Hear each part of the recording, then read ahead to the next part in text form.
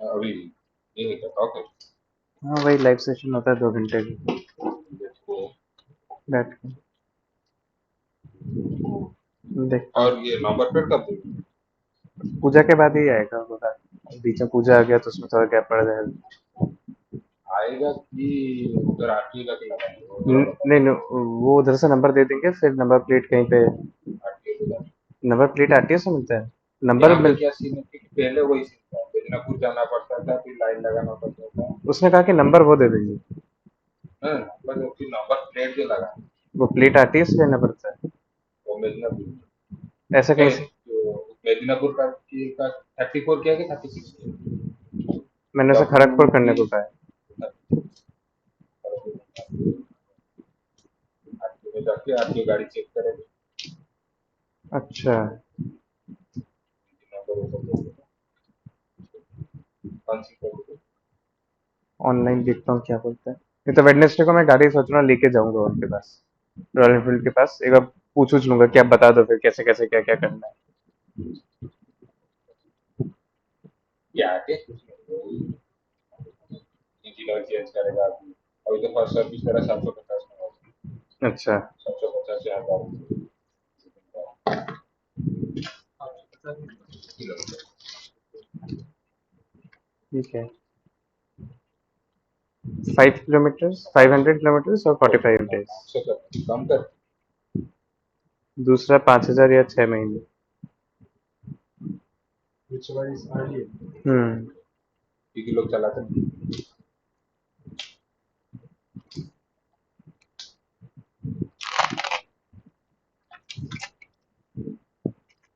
ये सब का रखा भी लेके जाना। एक्सेसरी कुछ लगाया नहीं? नहीं बस वही सम गार्ड, इंजन गार्ड और सॉरी सम गार्ड, लेग गार्ड और टोटल बैक कितना? रेस्ट। 2 8। तो 2 11 या 2 12 ऐसे, क्योंकि साथ में उसने एक लगवाया है आपका। इंश्योरेंस 5 साल। ठीक है। ये तो टैक्स का। हाँ एक लगवाया है वो, रोड साइड कुछ का लगवाया था। और एक एक कुछ ऐसा था कि जिसका मतलब ये हुआ कि अगर यहाँ पे कुछ इंजन खराब होता है या गाड़ी तो खराब इंश्योरेंस होती है इंजन का, तो वो इंश्योरेंस हाँ, नहीं, उठ इंश्योरेंस तो 5 साल का दिया है कि 3 साल। रूल हर टाइम चेंज होता है। फिर खुद इंश्योरेंस करना पड़ेगा। मतलब ऐसे भी खुद ही कर रहे हो कि ये तो खुद ही कर रहे हो, अब खुद ये करना अरे पड़ेगा। कीरिंग दी है, मुझे लगा दी देखो नहीं है। अभी खोल रहा हूँ पहली बार। ठीक है।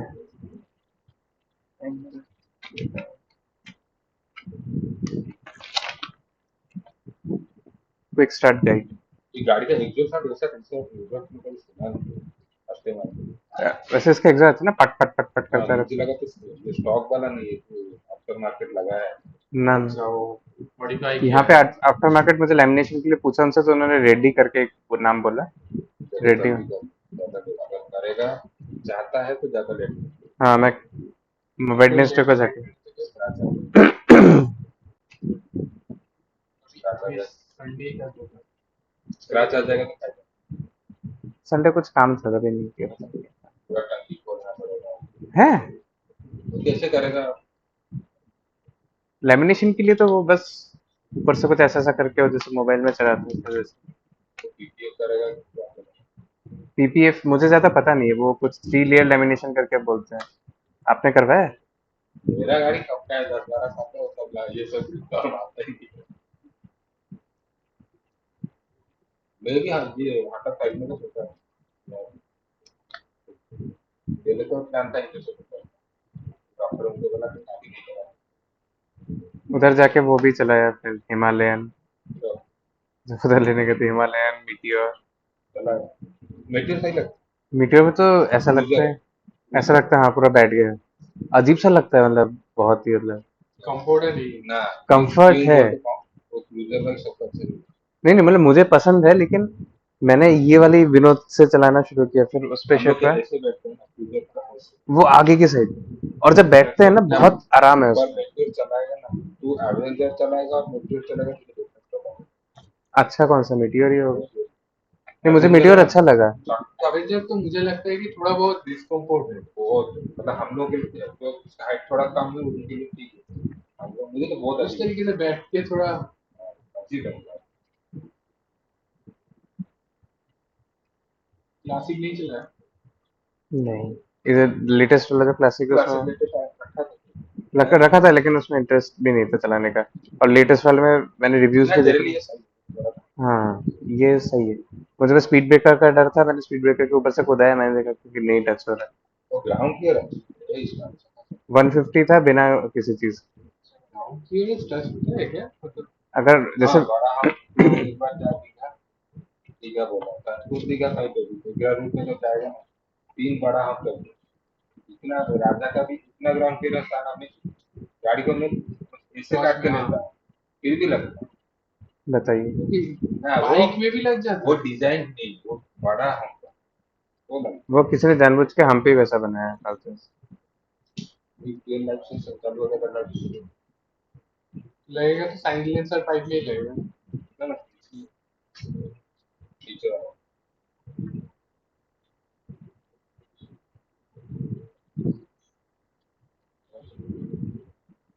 जा रहे हैं हॉस्टल? ना ना हॉस्टल। हॉस्टल।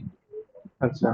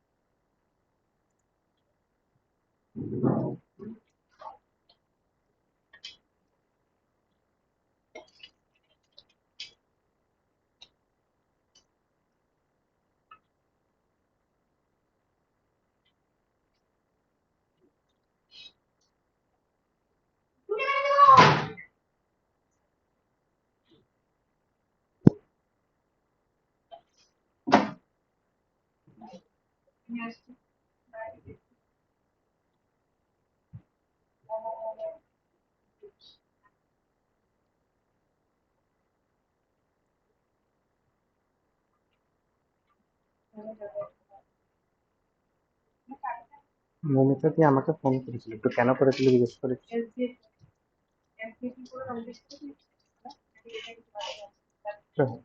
কোন sir?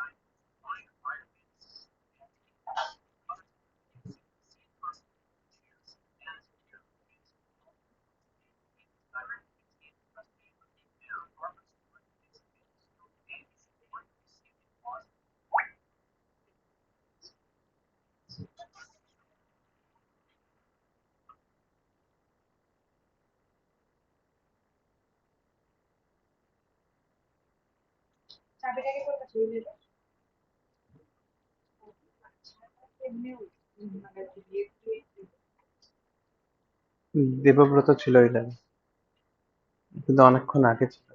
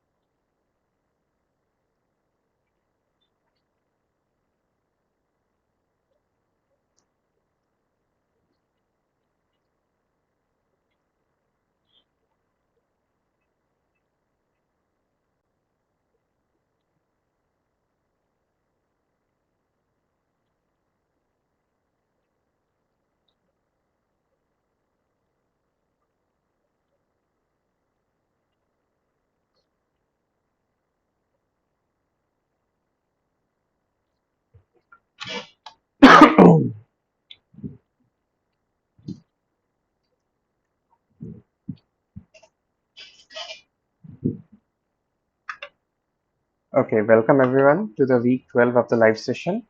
I can see that as of now, we don't have any students or applicants who have joined us online.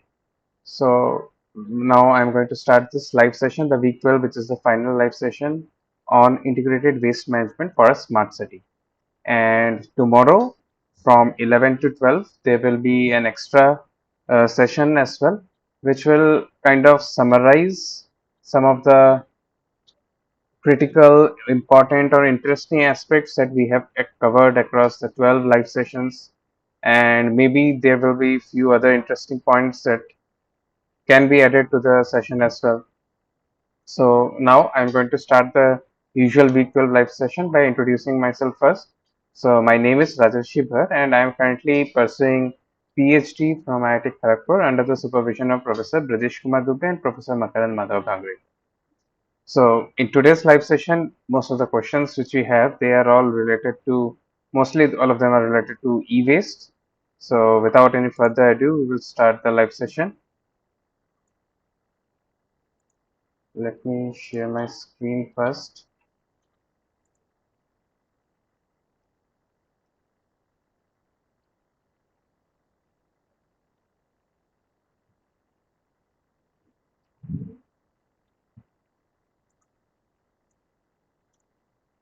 Okay.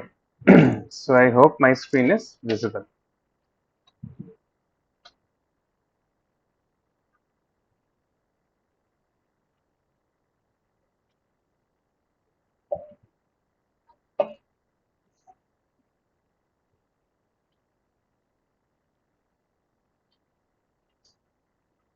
Okay, so now we will start with question number one, which says that which of the following is an objective of e-waste, or particularly management and handling rules under the Environmental Protection Act of 2013.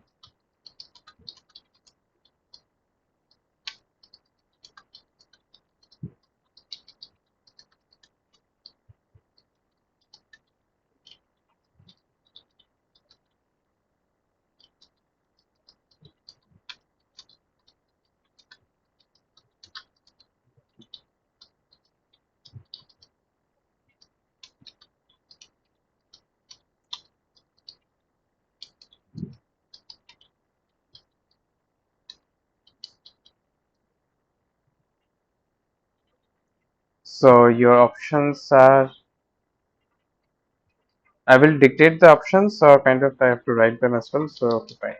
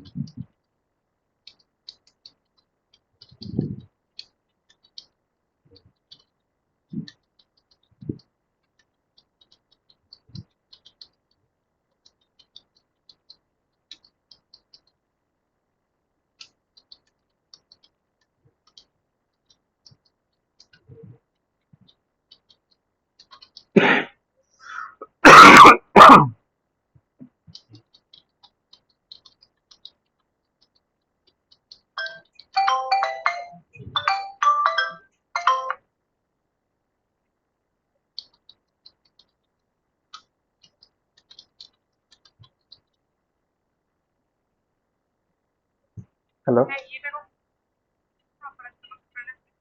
সাতটার সময়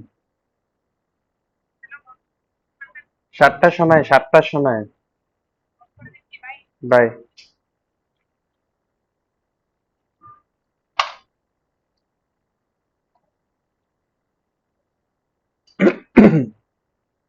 Okay, so these are the four options. Which of the following is or are objectives of e-waste management and handling rules under the Environmental Protection Act of 2015. So if you take a closer look into this question, I will show you over the slide. So these are the objectives.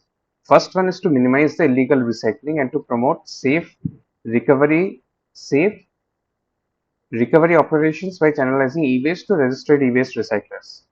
So this is very important because what happens is that like most of us are already aware of this issue. The most of the e-waste that is being getting produced, we all know that there are various precious metals and other valuable recyclables which are present there. So if you take a technical look into the process through which we can, in an environmentally sound way, we can extract the necessary components, let it be metals or any polymers, from the e-waste, and then again bring it to the economy.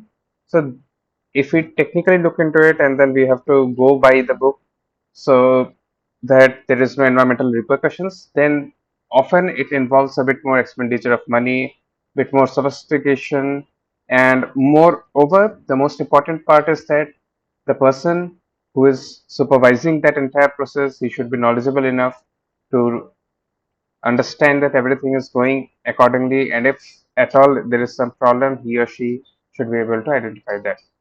But at times, and more often than less, we have seen that these wastes they often go to illegal recyclers who employ various like severely environmentally detrimental processes for recycling the or for extracting the important valuables from that and then preparing something else or something more valuable out of it. But in that process, there are various technologies. For example, for metal extraction, people use hydrometallurgical, pyrometallurgical processes. Hydrometallurgical, it often uses very, very strong acids. So if such processes like which are being done in an illegal manner, so in those cases the leftover or the discharge, the effluent that those industries or those bodies throw into the environment after extracting the minerals and other valuable components, they are at times very, very acidic or very, very alkaline and are really, really dangerous to the environment. Like they have a huge, huge impact. So that is why minimizing the illegal recycling is very crucial to formalize and use a more scientific approach for recycling the e-wastes. Then another one is extended producer responsibility. This implies, like you can see, to producers to manage the system of e-waste collection or take back and channelize to a registered dismantler or recycler. So extended producer responsibilities, you can see it by one example you can see is that in while purchasing new mobile phones, Flipkart and Amazon, they always have most often they have this exchange offer. So what it can help in one way is that when we are exchanging it at the end of life, that mobile phone which we have used, we are putting it in it back into the system in a very formalized way where it will supposedly go through proper channels where the mobile will be dismantled in a proper way and different valuable components will be again recovered from it. Then third point, you have to see that reduce hazardous substances in electrical and electronic components to regulate the generation, and another objective is to regulate the generation, collection, storage, transport, import, and various other components of e-waste. So considering all these points, you will see that in here, all of the above will be the correct answer. Now the next question is a match of the following questions.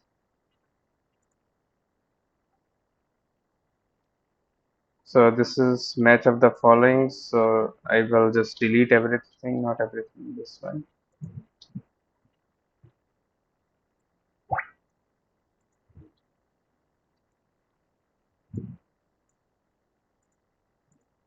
Yeah. So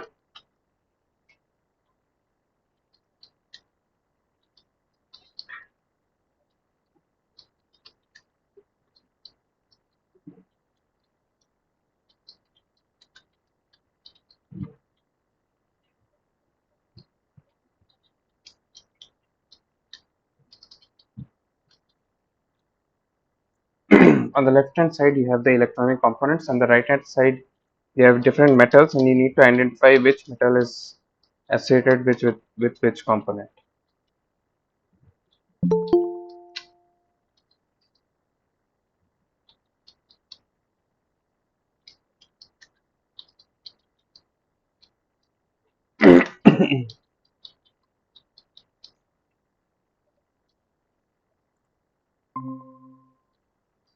So in this particular question, on the left hand side you have got the electronic components: cathode ray, tube glass, then fluorescent light, then batteries, and then thermostat. Well, on the right hand side you have got different metals, which are the component of one of these, some of these electronic parts or materials, and you need to do a match of the following, like which metal is associated with which particular electronic component. So you can think about it for a few minutes. In the meanwhile, I will type the options.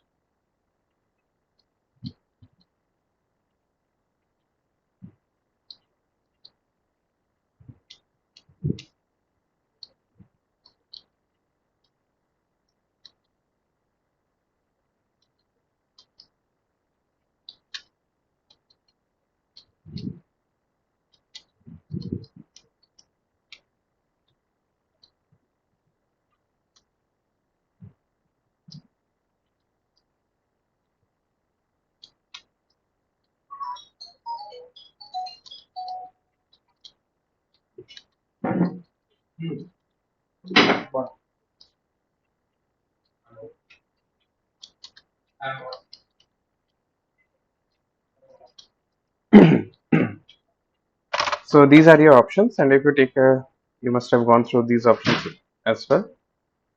So the correct answer is option one, because cathode ray tube glasses, they are associated with antimony, that is very famously used in there. Fluorescent lights with mercury. Batteries, we know they have cadmium, and thermostat, it has beryllium. This is question number two. Those who have joined, for them I would like to repeat the first question. The first question was, which of the following is or are an objectives of e-waste management and handling rules under the Environment Protection Act of 2015. For this particular one, if you look at this slide, it entails the objectives, some of the major objectives of e-waste rules. So one is the minimizing the illegal recycling, and why it is done so: to promote safe recovery operations by channelizing e-waste to registered e-waste recyclers. This point is very crucial, very important. Reason being, Sorry, my mic was off, so I was muted. So first, I will share the answer of first question. It was that the correct answer is option A, wherein the cathode ray tube glass it is having antimony, fluorescent lights they are associated with mercury, batteries cadmium, thermostat beryllium. So now those who have joined recently, I will discuss the first question as well. So it asks that which of the following are the objectives of e-waste management and handling rules under the Environment Protection Act of 2015.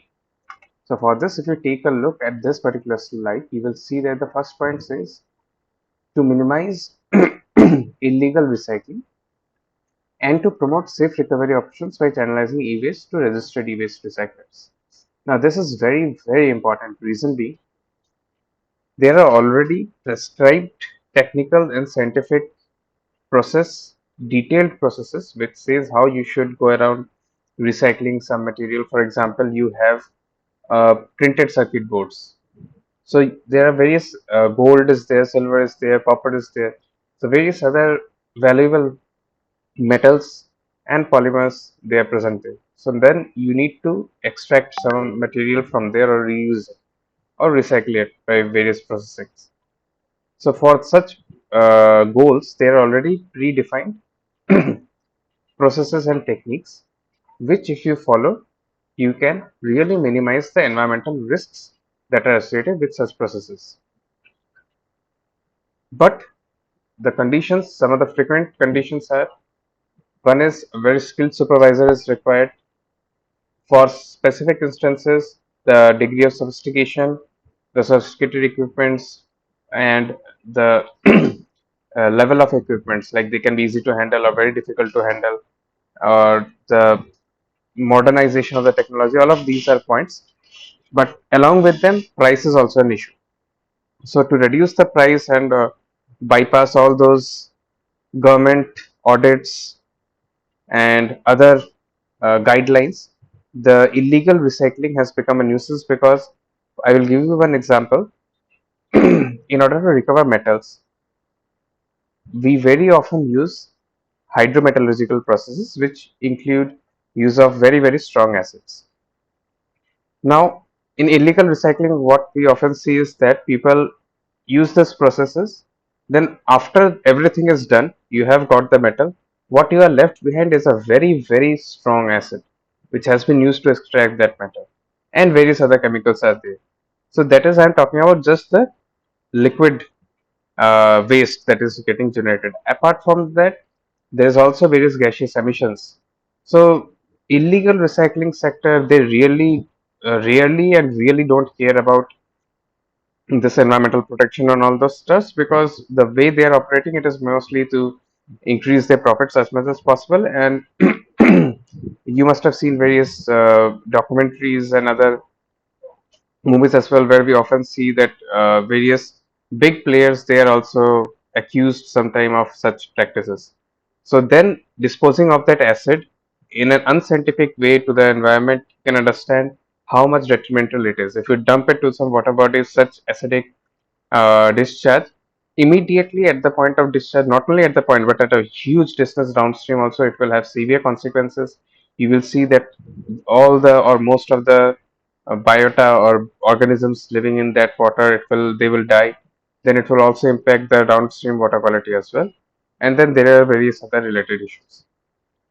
So this is one of the objectives what e-waste tries to address. Second is extended producer responsibility. Huh. So in extended producers responsibilities, as you can see, first the producers have to manage the system of e-waste collection and take back, and then channelize to a registered dismantler or recycler. So this is one example is the Amazon and Flipkart mobile exchange offers.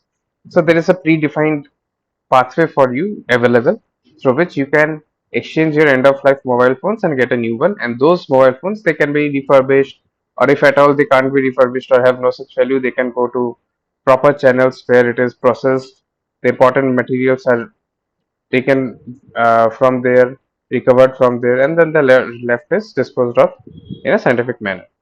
And after that, the other two major objectives are that the hazardous substances Their content in electronic waste, electrical and electronic waste should be reduced, and also to regulate the generation, collection, storage, transportation, import, export, and in fact various other processes included in this particular domain.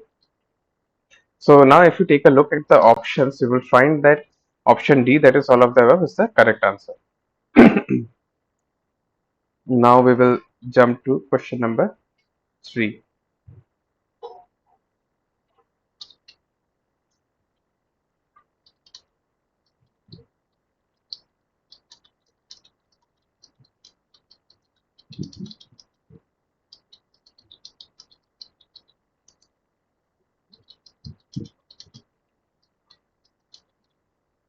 So the pollutants which are generated due to informal recycling of e-waste are, the options are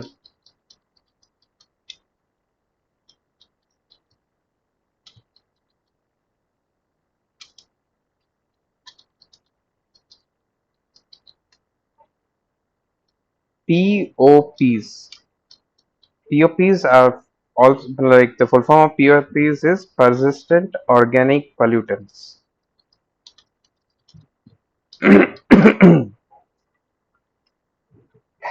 So which type of pollutants are generated due to the informal recycling of e-waste? Heavy metals or heavy metals in plastics. POPs means persistent organic pollutants and all of them. One of the example, like POPs are basically compounds, chemicals which tend to stay in the environment for a very long time. That is why they are persistent. They persistently present in the environment, very harmful, very dangerous, and hazardous sometimes as well. So these can be, one of the examples is chlorinated paraffins and PV. Like there are various other brominated chemicals are also there, brominated paraffins and all. So they are some of the examples of persistent organic pollutants. So the correct answer for this question, you can have a few minutes for you, and in case you want to share the answer, you can use the chat box, and I will be revealing the answer in about 2 minutes.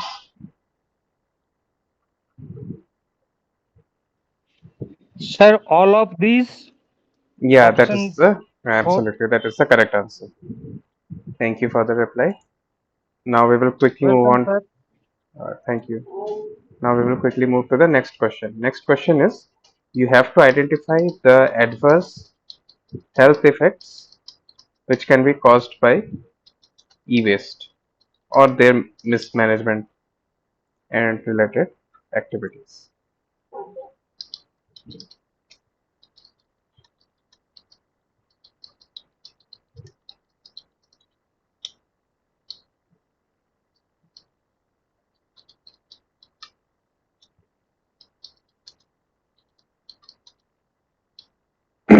Okay, so these are your options. Which one do you think is the correct answer?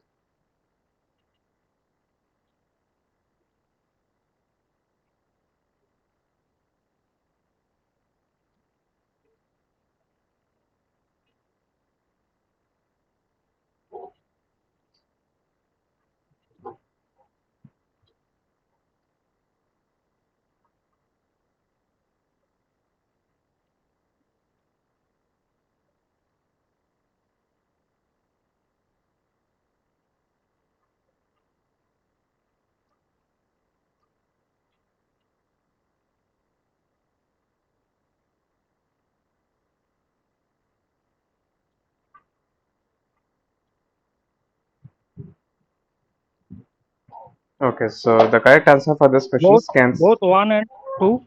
Yes, that is the correct answer. Cancer and both 1 and 2 reproductive functions can also be compromised. Then moving to question number 5. Now you have to identify the options which are, I will type this in bold, not included in procedures for e-waste management and handling rules. Management, this is, and handling rules 2011. Fine. So which of the following parameters or procedures are not a part of e-waste management and handling rules of 2011? So your options are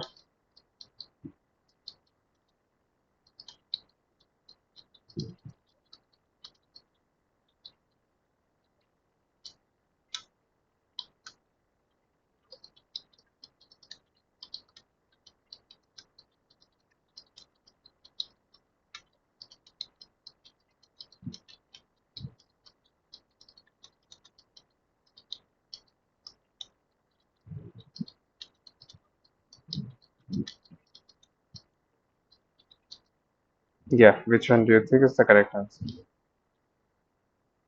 I will also share a particular slide that might be helpful to you. I will enlarge this.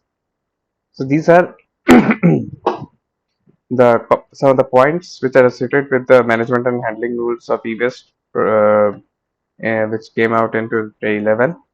So the first point, you can see that the procedure for authorizing or authorization of procedures, of producers, dismantlers, various collection assembly agencies, and recyclers. So there should be a documented, well-defined procedure so that we can authorize different bodies to go about handling and managing the e-waste. Then procedure for registration and renewal is also necessary. Moreover, the producers of these kind of equipments, which will later on come into the category of e-waste, should be responsible for the entire life cycle of its own branded product, and in particular the environmentally sound end of life management and facilitation, collection and take back. So this is more or less similar to the extended producer responsibility, that kind of concept. After that, there is a liability of producers, collection agencies, transporters, dismantlers and recyclers. Then reduction of hazardous substances used in e-waste. So if you take or consider these points, and then if you take a look at this particular question, which of the following do you think is not standing in that category?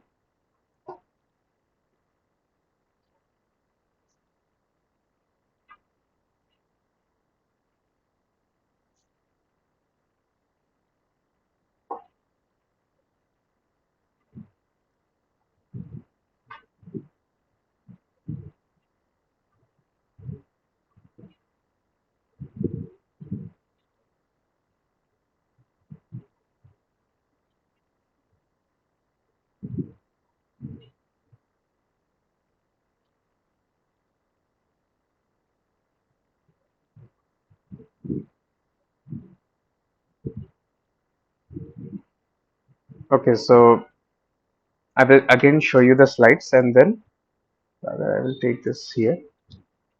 In case if you have thought of any answer, you can always share that with us. So one is related to authorization, then second is continuous registration and frequent renewal, then extended producer responsibility as stated some options, and then liability of producers and different collection agencies, and finally reduction of hazardous materials.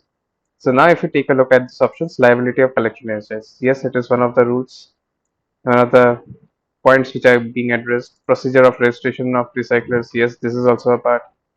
Procedure for authorization of producers, this is also was the first point. Now if you see treatment of leachate from e-waste, that was not included in this particular rule. So that is why option D is the correct answer.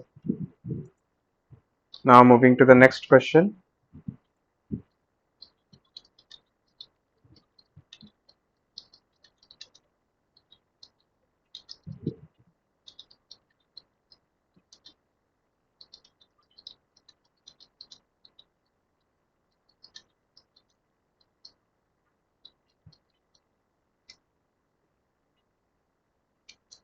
So this rule, the one that we discussed in the last question, does not apply to which of the following stakeholders?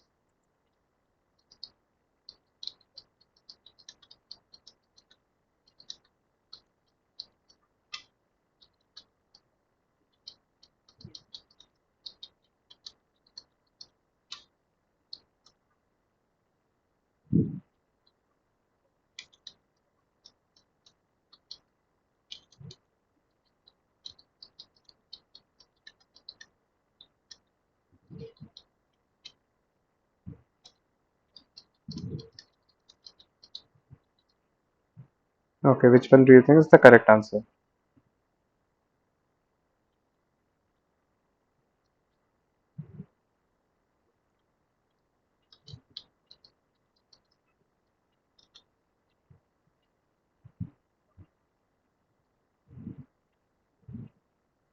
For Sir, this, none of the above. okay, I can see that option 2 is another opinion that is being shown. So for this also I can show you a few slide. Where is it? Yeah, this one I will just magnify this. If you can see that the application of the particular rules, they apply to every producer, consumer or bulk consumer involved for in the manufacturing, sale, purchase and other processes, then shall not apply to batteries as recovered under the batteries management and handling rules. So based on this particular point, we can understand that in this one, batteries have to be handled through a different rule and not the general e-waste management rules. So that is why option 2 is the correct answer.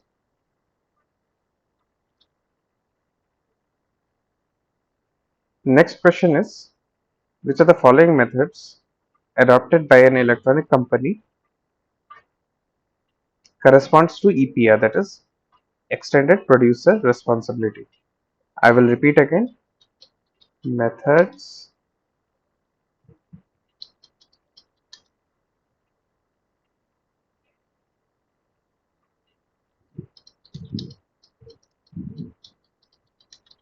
and the company nature, it is an electronic company. So from that perspective, maybe you can answer. I will type the options.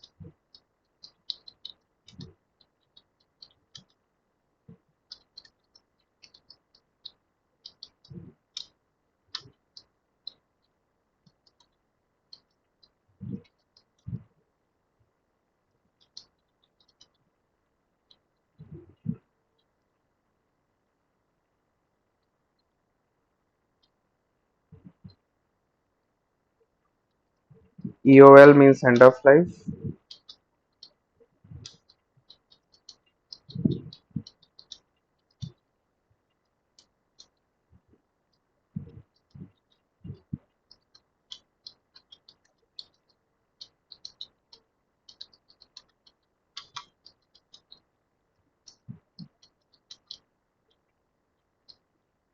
Okay, so which one do you think is the correct answer?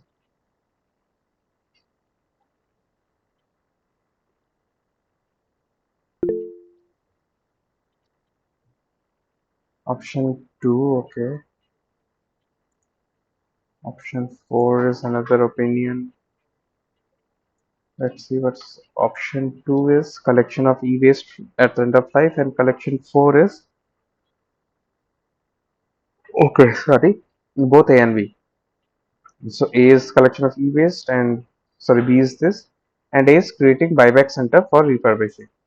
So if you provide a buyback center for refurbishing, particularly from a company which manufactures those wastes or those components or mobile phones or items, then it will also come under this extended producer responsibility. So that is why in this question both option A and option B are the correct answers. So moving to the next question. Let me see if I have a slide on this as well.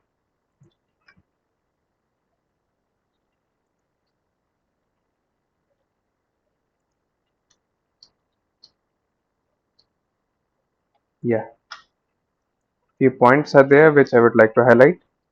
Responsibilities of producers. First is collection of e-waste generated during manufacturing from the end of life of their products with principle of extended producer responsibility. The next is should ensure collection and channelization by authorizing collection agencies, then setting up collection centers or take back systems either individually or collectively. Then financing and organizing, then providing contact details and creating awareness about hazardous waste component through different publications, advertisement, posters, speeches, meetings, interactions like that, and then affixing a visible, legible symbol given on the product to prevent e-waste from being dropped in the garbage. So based on these options, if you take a look at it, then both option A and B will be the correct answer. So now moving to question number, next question, and you have to answer like this question. I think has also been discussed a similar question previous in some of the previous live sessions. You have to choose an option which is not the responsibility of SPCB or PCC.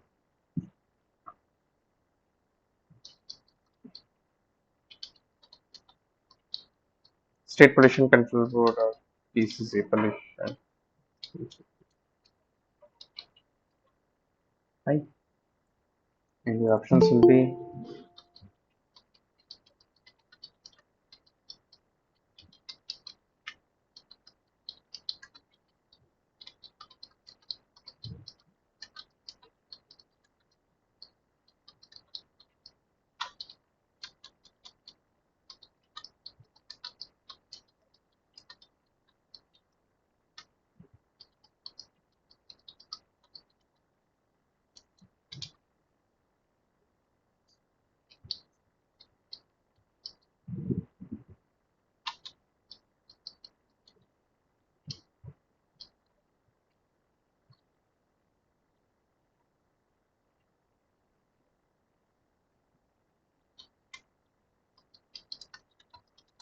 okay. So which of the following is not the responsibility of SPCB or PCC?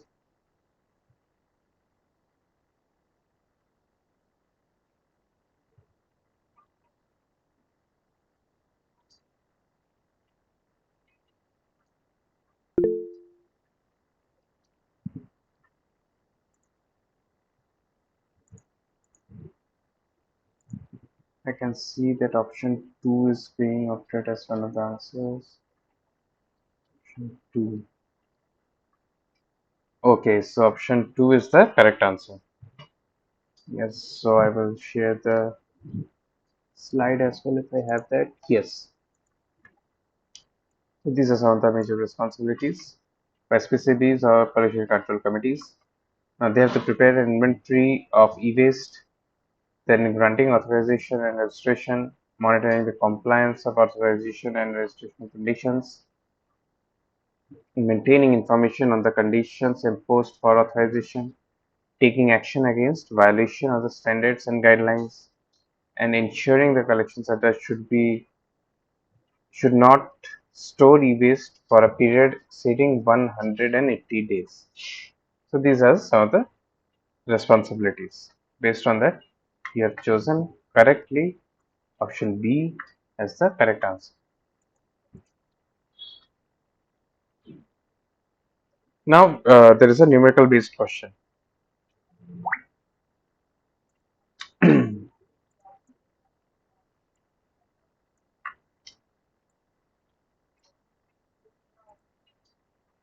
So it says that in the year 2030, this is the year, the total sale of mobile phones or mobile, I will say it is 3,25,000, and then assuming lifespan of mobile to be 3 years,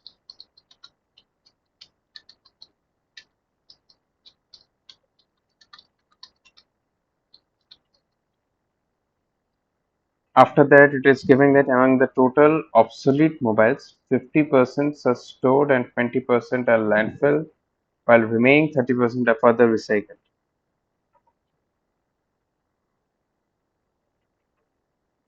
So among the wastes, e-waste or mobiles,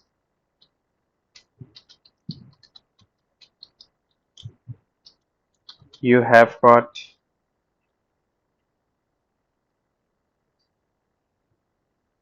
50% stored, 20% landfilled, and remaining proportion is 30%.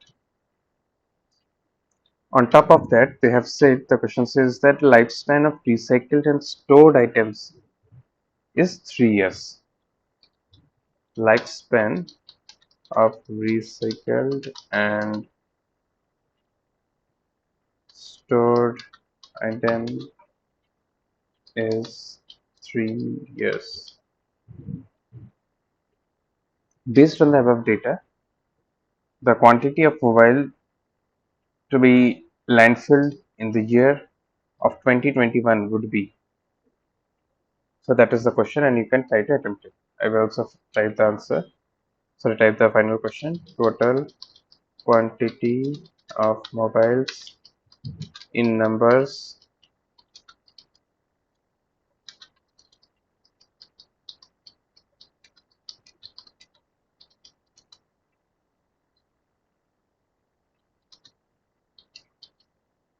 So and these data they are for the year 2013. So you can have about 5-10 minutes to think about this question.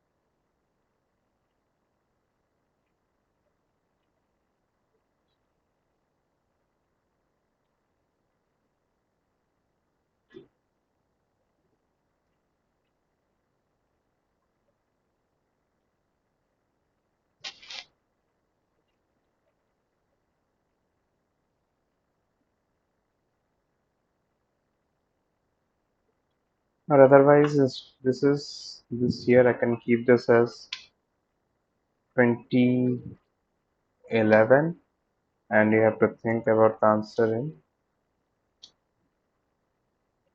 21.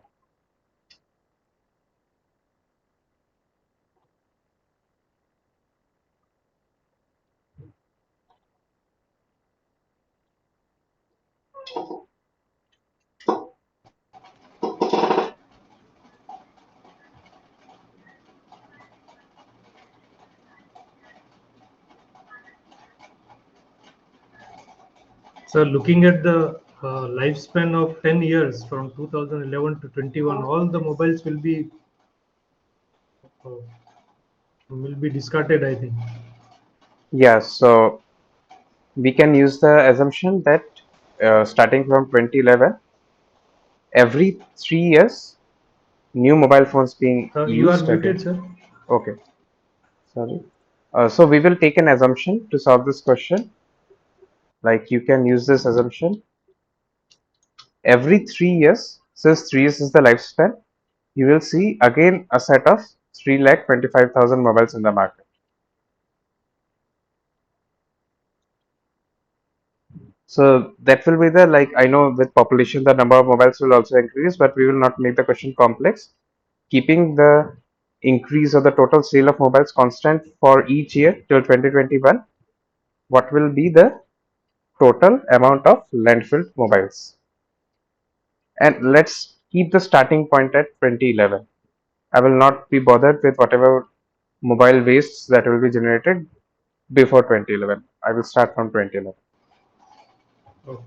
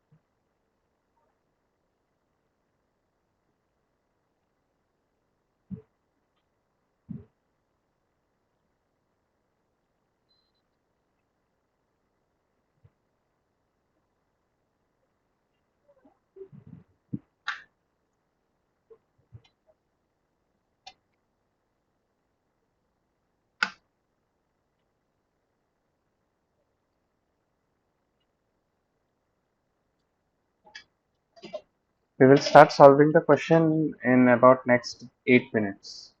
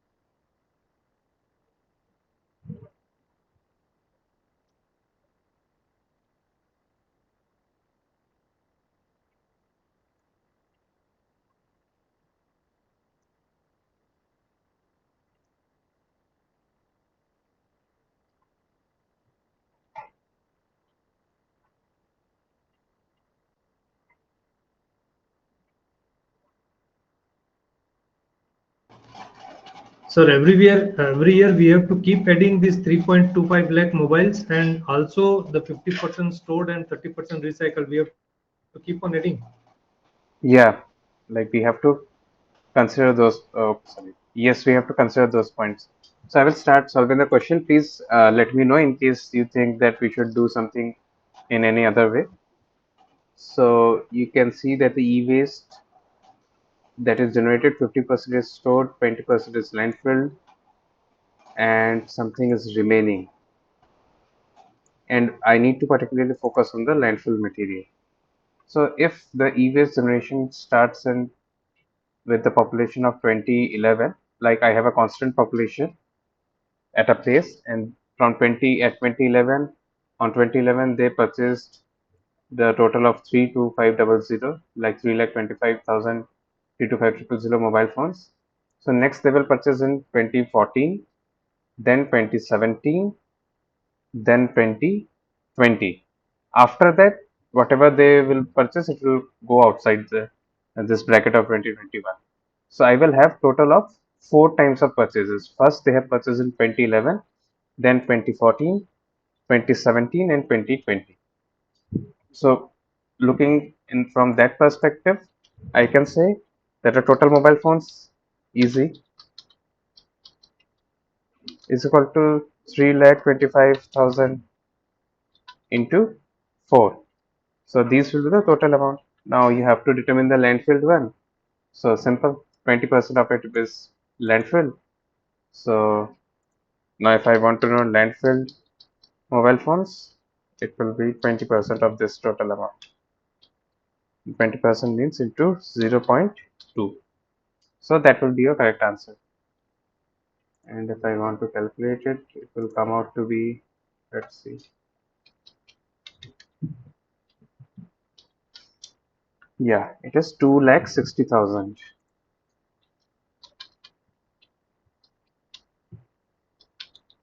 This is simple numerical based question. So now we will jump to the next one. Then we don't look into this statement lifespan of recycle and stored item is 3 years again. Okay, yes, you are absolutely correct. Lifespan of recycled and stored items is 3 years again. You may need to look into it if the question would have been related to the stored, or let's say if the remaining is recycled. Let's say this is recycled. If the question would have been related to these two categories, stored and recycled, then you would have to consider this thing.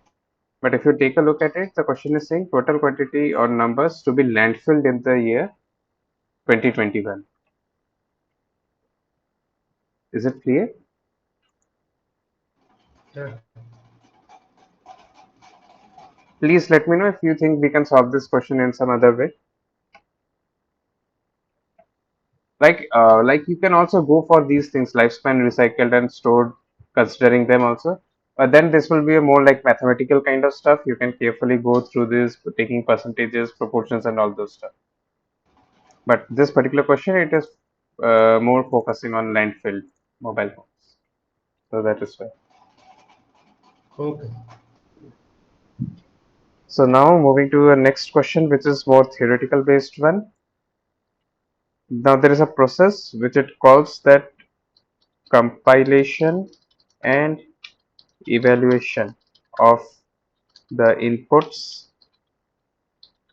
outputs, and potential environmental impacts of a product system throughout its life cycle. Now, what is this called? The process which includes the evaluation of inputs, outputs, and potential environmental impacts of a product system throughout its life cycle. I will share the options also.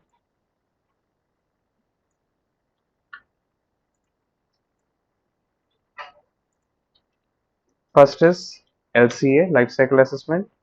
Next is EIA, environmental impact assessment. Then it is life cycle achievement, and then circular economy. Which one do you think is the correct answer? It's LCA life cycle assessment. Yes, I can see others are also having the same opinion, and it is also the correct answer.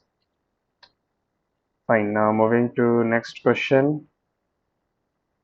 It is a very important question, conceptually and not conceptually, more like a knowledge-based one, which is e-waste management and handling rules of 2011 shall apply to micro and small industries. So is it true or false that e-waste management and handling rules shall apply to micro and small industries?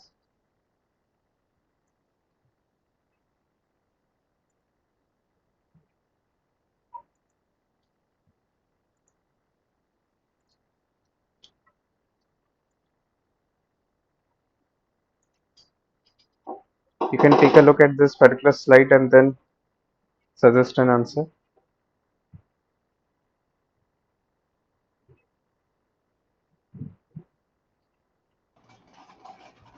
That is false. Yeah, because this is a very important part because this will not apply to micro and small scale industries, also radioactive waste, as they have respective development acts. For micro and small scale industries, there is a reason to economically benefit them because sometimes the e-waste management and handling rules for big industries they can impose some particular suggestions on them or some particular processes which they can afford, but sometimes the micro and small industries either the waste generated from their end is not that significant enough to really cause an impact, or what government does is that they can also collect, like if there's a group of micro small industries they can collect the waste from all of them and then maybe at some other point they can process it together, or they can sometimes exempt them also because there is an economical burden as well. But as per that particular point, it is clearly mentioned that such industries how they have to manage their waste, there are different acts and for them which guide their activities. Then next is you have to, like, this is will be very easy. What is the full form of EPR in the context of e-waste management? What will be EPR?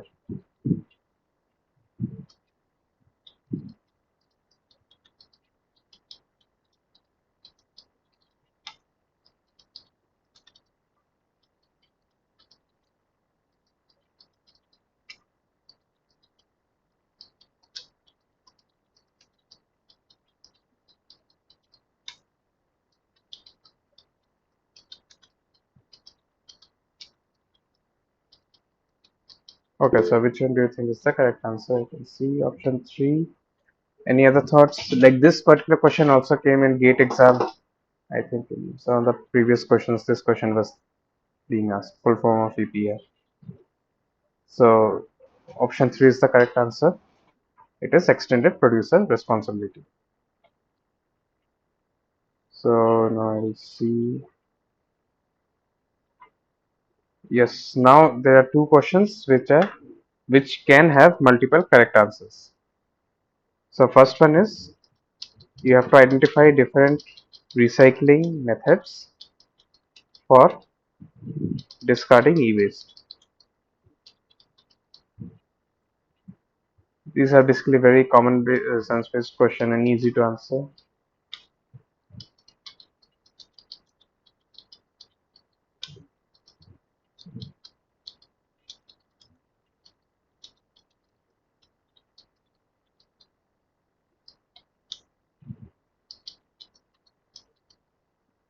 Yeah, which one do you think is the correct answer?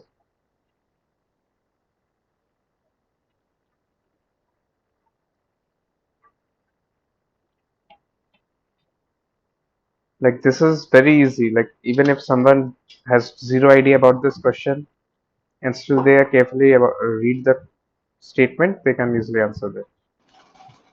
Resell, we can assume that it is after refurbishment. Yeah, we can assume that. Uh, then 1 and 3. Yes, absolutely. Because that is the correct answer. Because if I only look at the word recycling, then discarding in landfill, just give me a moment.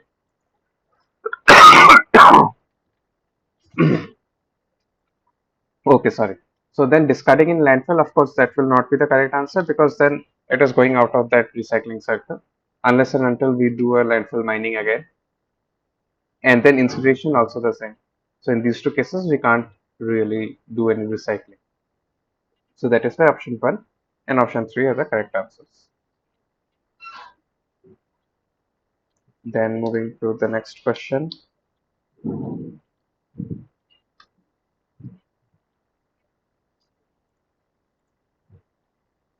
Now you have to identify different methods for extracting precious metals.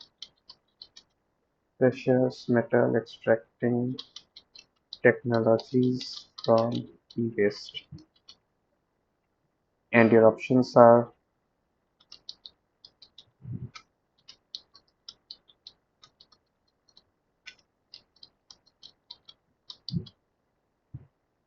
Yes, these are the options.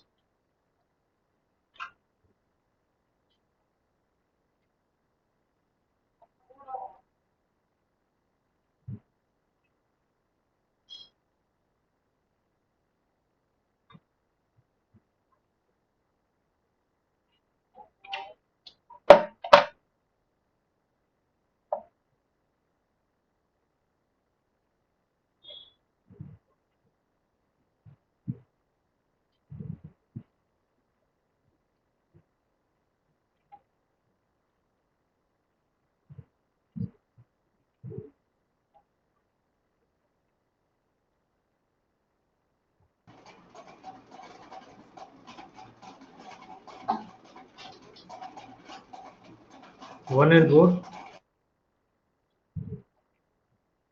Sorry, 1 and 4. Yes, that is the correct answer. 1 and 4 is the correct answer. So these were the questions that we had discussed today. I will quickly go through all the questions again. So starting with the first one, like which of the following are is or are the objectives of e-waste management and handling rules of the Environment Protection Act of 2015? In this, all of the above is the correct answer because it focuses on like lowering the illegal recycling of e-waste so that you can more like promote the safe recovery operations. Then also there should be regulation or different activities like generation, collection, storage, transportation, and all those. Also, the amount of hazardous component in the electrical and electronic components that should also be reduced. So this was very common sense based question. And then in match of the following, option A was the correct because cathode ray tubes, they're having antimony, fluorescent lights, they're having mercury, batteries, cadmium, and thermostat beryllium. After that, pollutants which are generated during informal recycling of e-waste. Again, all of the above. Heavy metals can be there. Metals and plastics, both of them can be there. PUPs are persistent organic pollutants which can be also present. Then, talking about the adverse health effects, it can cause cancer and also impact the reproductive functions due to various hormonal changes. So, option 4 was correct answer. Then, the points which were not included in the e-waste management and handling rules of 2011. So, in this particular question, treatment of leachate from e-waste, this is not included in there. Rest everything else was included. After that, e-waste management rules 2011 does not apply to which other following stakeholders. So it doesn't apply to manufacturing unit of batteries, this one. And again, the one that we had discussed shortly, it doesn't apply to those small and micro scale industries. Then this is methods adopted corresponding to EPR.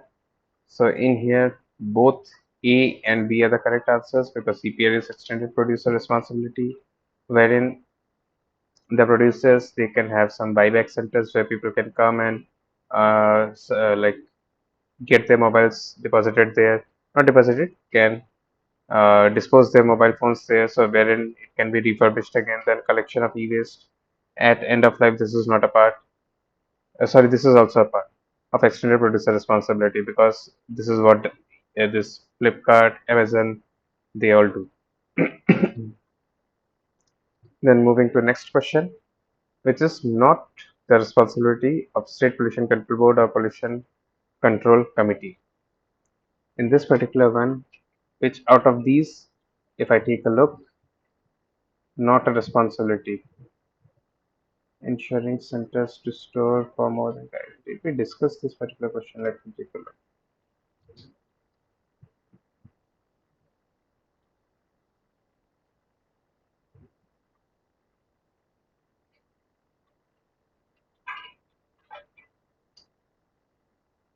Yeah. So in this one, option B is the correct answer, wherein ensuring the collection centers to store waste for more than 6 months. This is not the roles of SPCB and PCC. So it will be more than 6 months or not more than 6 months. I think for more like whatever it is, like ensuring the collection centers to store e-waste for more than 6 months. Okay, so it should not be more or more than 6 months. Fine. So that is the technical part. So who should store it, either SPCB or PCC? Sorry. So first thing is clear, like whether they are storing it for more or less. That is not the role of SPCB, and I will just clarify, like whether it is more than 6 months or less than. Actually, it is not more than 6 months, and not responsibility of SPCB. I think it's a preparation of inventory of e-waste. I think that is not the responsibility, their responsibility.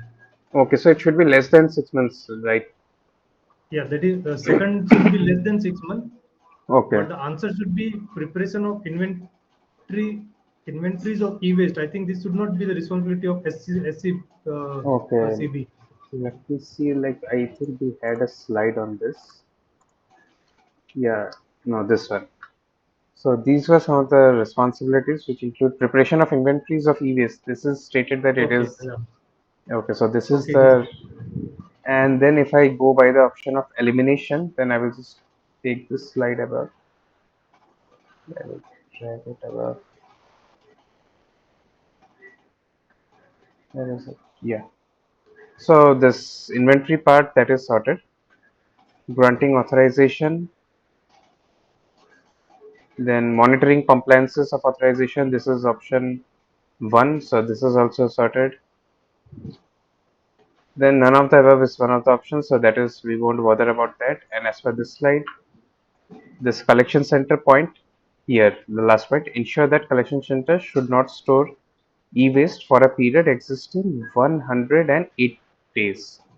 So what it will be a 108 days, considering 30 days a month? How much will it be? Let's see, about 3 months, I think, a little more than 3 months, right? So the State Pollution Control Board or Pollution Control Committee, as per this point, is that they should ensure that the waste is not stored for a period existing 108 days. While in this particular question, thank you for highlighting this particular point. In this particular question, what they say is that it is talking about 6 months. Instead of 6 months, it should be 108 days. And again, should not. That is 180 days is 6 months only, sir. This is 108. Oh, sorry, 180 days. Right. Right. Should not store e-waste for more than 180 days. I read it wrong. Or not more than 6. Then the question is fine. Ensuring the collection centers to store e-waste for more than 6 months, then it is wrong. It is the exact opposite. They should do the opposite. They should ensure that they collection centers are not storing the e-waste for more than 6 months. So that is why option 2 is the wrong option, which is what this question Okay, got wanted it. to ask. Then this was the numerical again, starting from the year 2011, wherein the total sale of the mobile phone was 3,25,000. Then assuming that the lifespan of the mobile phone is 3 years and same population is there, after every 3 years they are purchasing the mobile phones. So by the year 2021, how much will be landfill? So if we go by that assumption, and 3 years lifespan, total 4 times they will purchase the mobile, and then taking 20% of it, that will be the correct answer. But I think we have to rediscuss this question, because if someone purchases the mobile phone in 21, it will be getting disposed in in 2011, it will get disposed in 2040. So that person again buys a phone in 2014, he will dispose it in 2017. In 2017, he buys the phone again, and they will dispose it in 2020. But those who are buying phones in 2020, they will dispose it in the year 2023. So that is not coming within this question, within this bracket of 21. So in here, the correct answer will be multiplied by 3, not 4. Please pardon me for this mistake. That would be the correct way. Because the number of times purchases are made, that is 4, but the number of times the same mobile phones they are being disposed in landfills, that will be 3. Because the mobile phones which are purchased in the year 2021 or 2020, they will be disposed 3 years after that.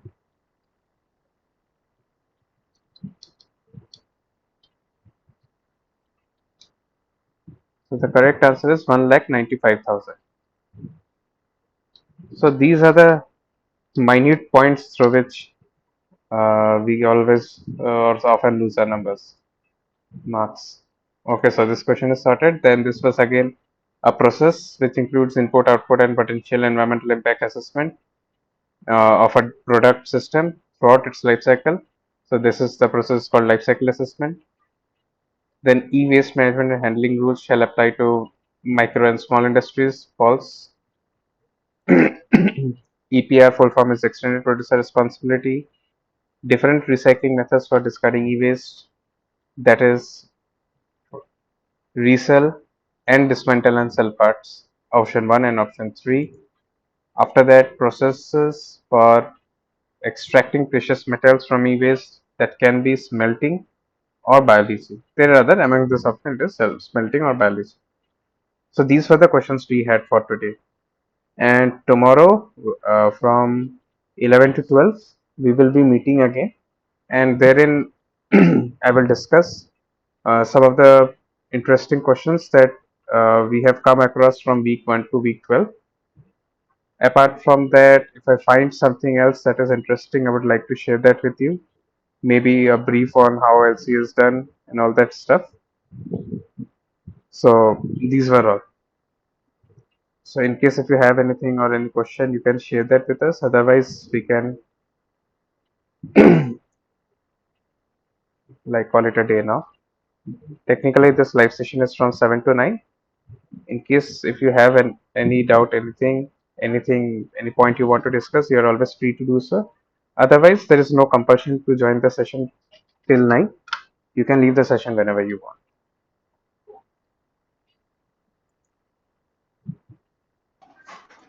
Okay, thank you, sir. Yeah, welcome.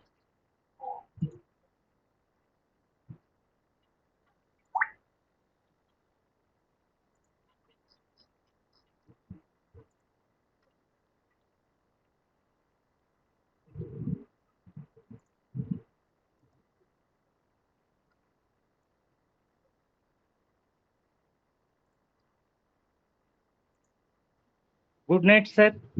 Good night. Thank you for joining the session.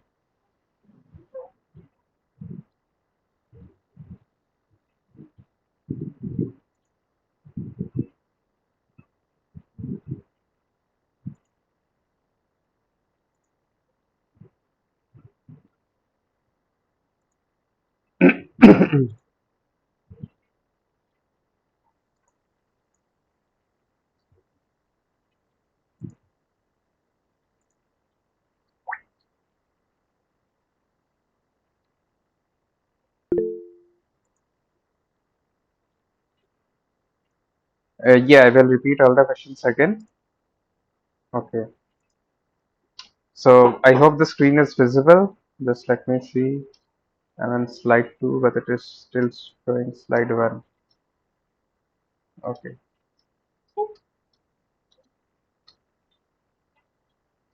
No, it's fine. Yeah. So this is the first question. This is the first question where it was asked that which are the following are the objectives is or are the objectives of e-waste management and handling rules under the EPA or Environment Protection Act of 2015. The first point, it said that we have to minimize illegal recycling to promote safe recovery operations by channelizing the e-waste into the more registered centers. Then second was to regulate the different processes in the e-waste recycling line, which is generation, collection, storage, and various other components.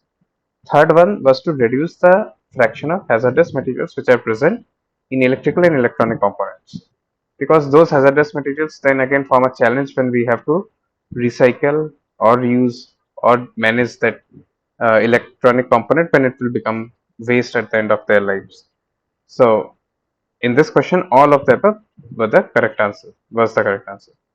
The next is a match of the following question, where you have to look at the electronic component and find which metal is associated with that. So if you take a look at the cathode ray tube glass, then you will see that antimony is being associated with that. Fluorescent lights, they are associated with mercury. Then your batteries, they have cadmium. thermostat, it is very often associated with beryllium. So this was second question. After that, in third one, the question was that which pollutants are generated due to informal recycling of e-waste. So what e-waste contains? It contains heavy metals, it contains plastic, and it also contains, no, it may or may not contain persistent organic pollutants. But if you really try to recycle them in an informal way, there are high chances that POPs can be released due to various reactions, or POPs can also be one of the components of the e-waste.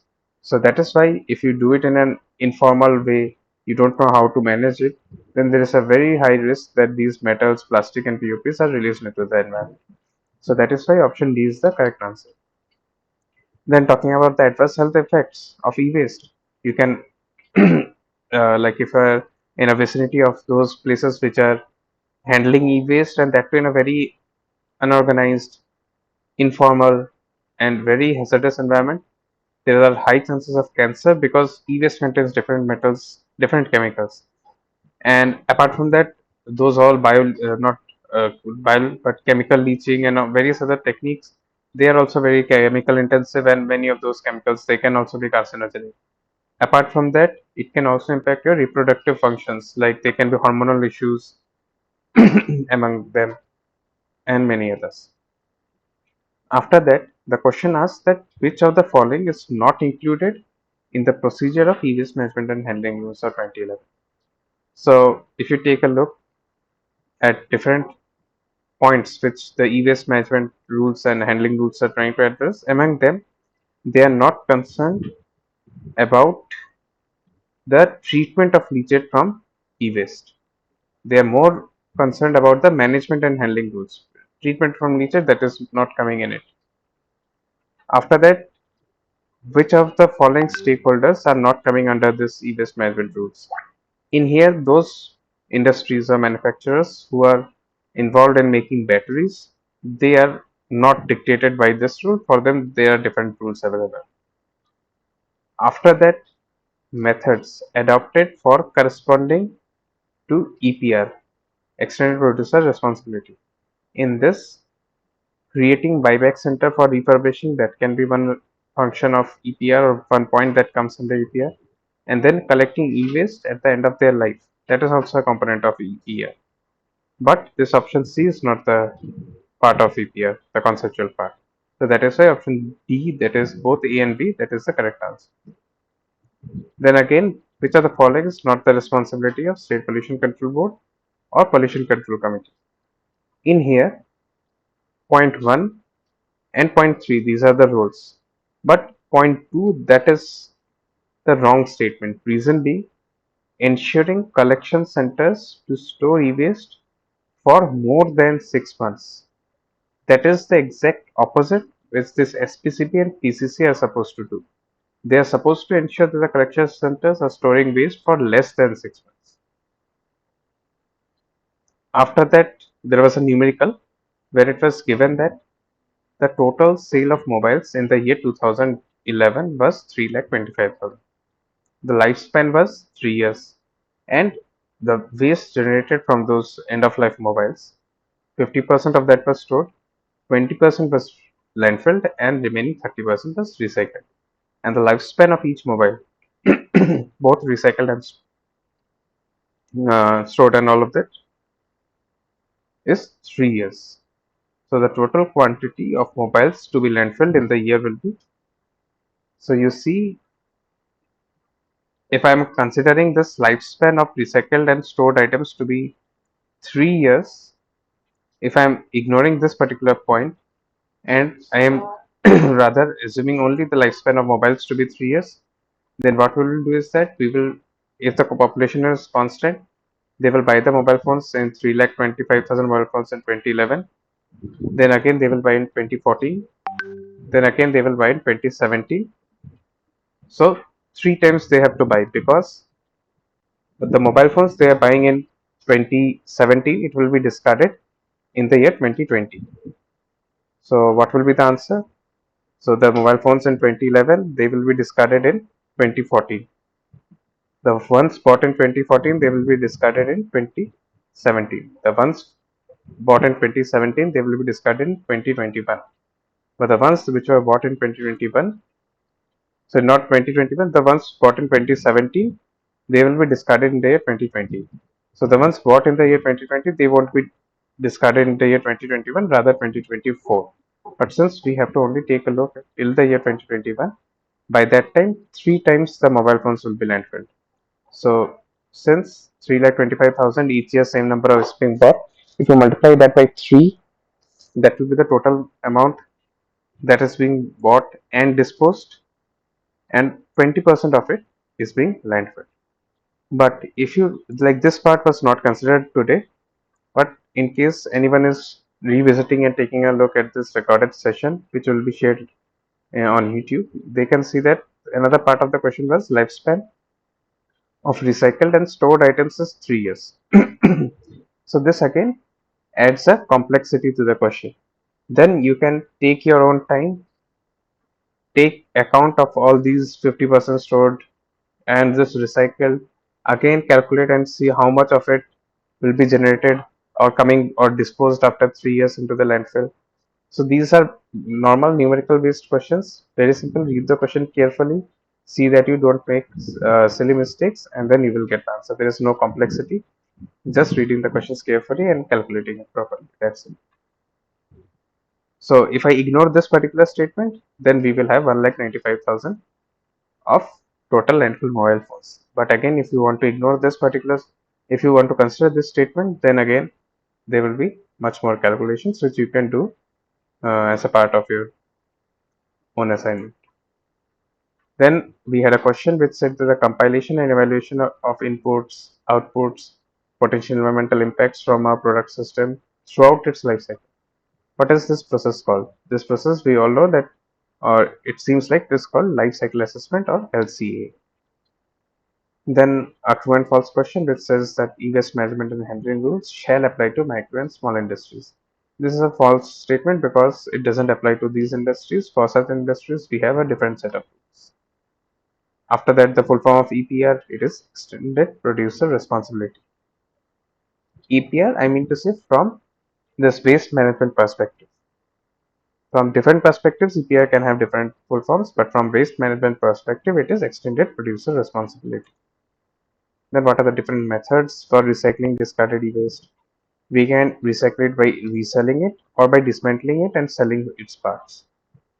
After that, question number 16, what can be the different methods to to extract precious metals from e-waste?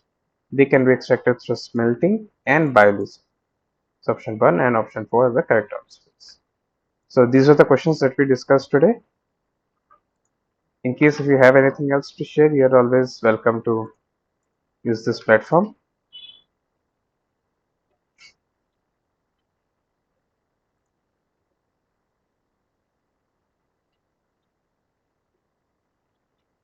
I hope this was helpful, these questions. Please let me know if you have any other doubt.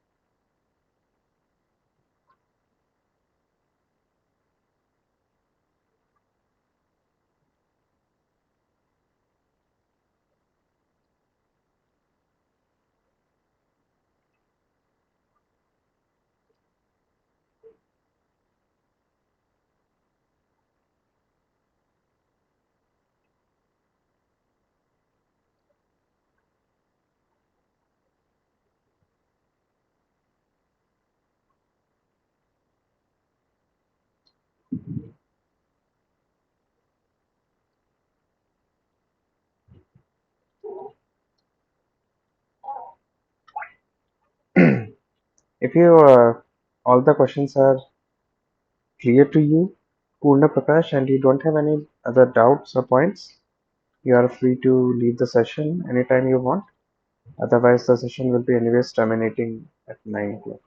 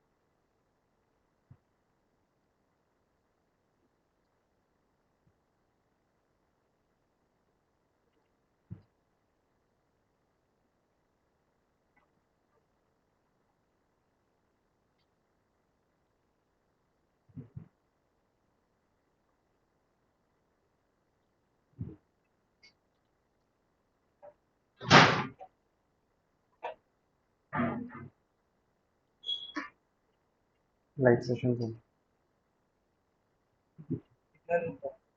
9 बजे तक। खाना खा लिया? हाँ, हो गई, खाने के बाद हो गई। कितनी देर का काम होगा? 15 मिनट? आधा घंटा मोस्टली, मैक्स आधा घंटा। तो 9 बजे स्टार्ट कर देते हैं। ठीक, वो तो सुन के भी कर सकते हो ना, तो क्यों सुनना जरूरी है कि बस सुन लो। नहीं वो मतलब ये प्रेजेंट कर, स्क्रीन ये ओपन रहेगा, हाँ ओपन रहेगा ना। तो फिर वो कहाँ पे देखना हाँ? है? एक्सेल शीट खोलना है ना? वो डेटा तुम जो दिया था, उसमें जो इनपुट दिया है ना, वो इनपुट डेटा में तुम थोड़ा गलती कर दिया। एक का तो एमएल से मिलीग्राम से एमएल चेंज किया, कुछ का नहीं किया था, कुछ साल का, 3-4 साल का नहीं किया। ओके।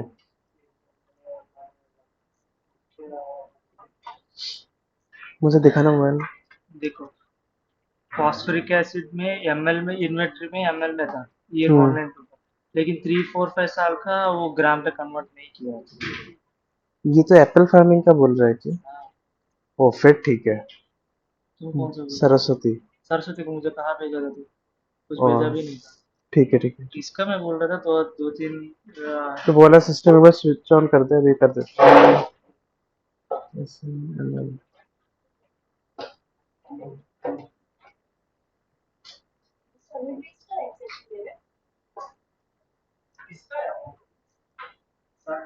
हम्म 9 बजे तक है, कोई सवाल नहीं पूछ रहा, तो मैं ये चला के बैठा हूँ।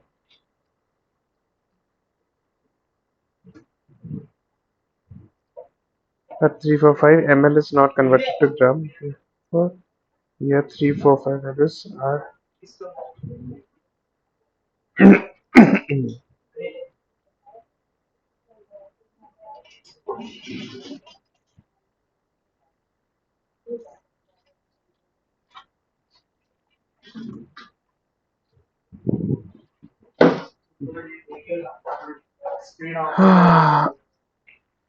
चलो इसमें तो टाइम लगेगा, इसमें टाइम लगेगा, अपडेट हो रहा है, उसको भी छेड़ नहीं सकते। अच्छा ठीक है, ml से ग्राम में है, इन्वेंट्री में जो दिया था ठीक वो है। अलग वैल्यू है, एक में अलग वैल्यू है, दूसरे में अलग वैल्यू है। ऑल ईयर्स, एक तो ये है all years ammonium molybdate is not equal to the sum of individual वो तुम दो कंपोनेंट से लिया है ना, दो कंपोनेंट से अमोनियम मॉलिब्डेट का बनाया था, उन दोनों का ऐड करने के बाद ये अमोनियम मॉलिब्डेट का जो जितना है उतना आना चाहिए। मतलब अमोनियम मोलिब्डेट अगर अमोनिया और मोलिब्डिक एसिड से बन रहा है, हाँ अलग से बन रहा है, आपको हाँ तो डायरेक्ट नहीं जरूरी, मिला है, ऐसे तो जरूरी मान लो नहीं। 1 ग्राम अमोनिया ऐड हुआ 5 ग्राम मोलिब्डिक एसिड से, तो जरूरी नहीं है कि 6 ग्राम अमोनियम मोलिब्डेट बने, हो सकता वो है भी 3 ग्राम अमोनियम मोलिब्डेट बने और बाकी 3 ग्राम पानी या कुछ और बन रहा हो, वो तो अमोनियम मोलिब्डेट से मतलब है। सही। और ये कैरेक्टराइजेशन वैल्यूज रहते हैं, नॉर्मलाइजेशन वैल्यूज रहते हैं। हाँ नॉर्मलाइजेशन वैल्यूज कभी भी वो कम ही होता है ना कंपेयर टू कैरेक्टराइजेशन वैल्यूज। नहीं, दोनों का मतलब बिल्कुल अलग है। नॉर्मलाइजेशन वैल्यूज का यूज ये है कि जब हम किसी अननोन चीज का एनवायरमेंटल इम्पैक्ट कैलकुलेट कर रहे हैं, मुझे ये पता लगे कि 100 मतलब ये ग्लोबल वार्मिंग एसिडिफिकेशन में से सबसे ज्यादा पोटेंट कौन सा है, तो वो मुझे नॉर्मलाइज करने के बाद पता लगेगा। तो जिसका ज्यादा खतरनाक इम्पैक्ट पड़ेगा, you have to focus more on them. For example global फिर जब नॉर्मल पेपर्स में कौन सा वैल्यूज दिखाते हैं अभी? कार्बन फुटप्रिंट तो रहता ही है लोगों का, वो कैरेक्टराइजेशन वैल्यूज होता है यूजुअली। বলছি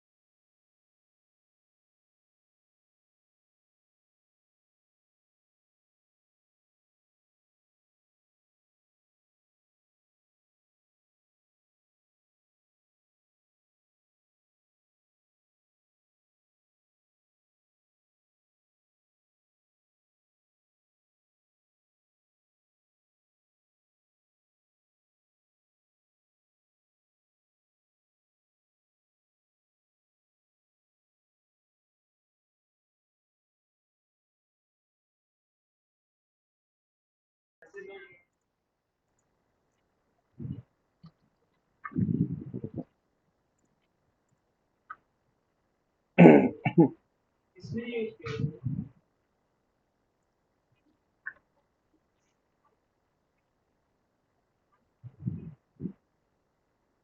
Okay, thank you for joining this live session. Hopefully, you will be there tomorrow as well from 11 to 12. We'll be discussing few questions there. And okay, see you tomorrow. Take care. Bye.